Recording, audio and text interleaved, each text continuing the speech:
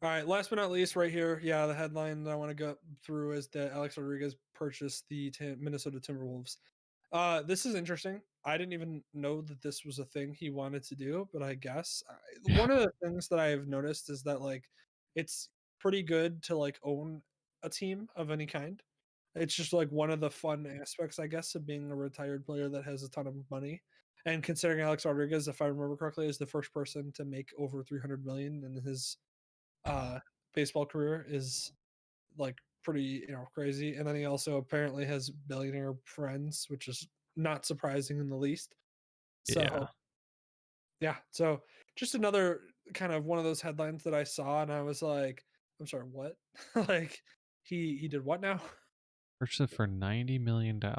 Yeah, that's the guy that purchased it initially. What did he sell it for? Oh my god. Dude, that is a big brain investment. That's Oh, absolutely wild. dude, if you could, if you want to go back in time, if you had a bunch of money, go back in time to like the 80s and 70s and buy an NBA franchise. Holy crap. It's like literally any teams just like seem to only appreciate in value. Wow. Mhm. Insane. That's insane. $90 million, 1.5 billion. Yeah, for the Minnesota Jesus. Timberwolves. Yeah, for a team that like barely anybody cares about. Wow. Yeah, like we're not talking about like one of the upper echelon, like, they're buying the Knicks or buying the Bulls or buying the Lakers or the Celtics or the Clippers or literally anybody that was not the Timberwolves who had the first overall pick this year and previously because they're terrible. Like, Yeah.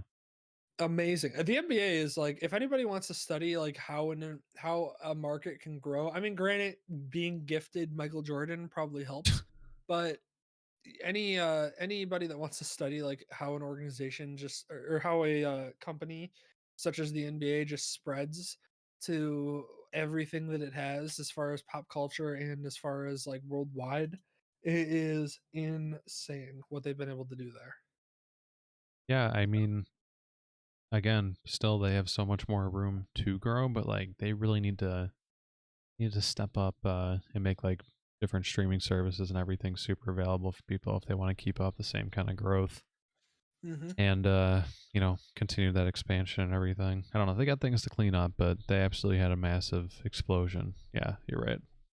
Well, and like I said, it was kind of sparked by Michael Jordan. Obviously, obviously having Michael Jordan in your sport plays a big factor into how successful you'll be.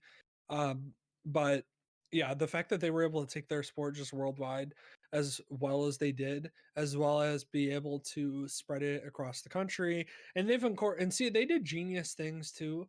The NBA where they paired with like culture, like pop culture team like things and companies like like one of my biggest things I remember is like the Sprite commercials and like all the Sprite like the dunk contest sponsored by Sprite like that. Sprite's like kind of a pop culture, like obviously like Coke and Pepsi and everything like that, but Sprite's one of those like pop culture things that like that's genius to pair with them. And they just do that, like they pair with companies that are like cutting edge.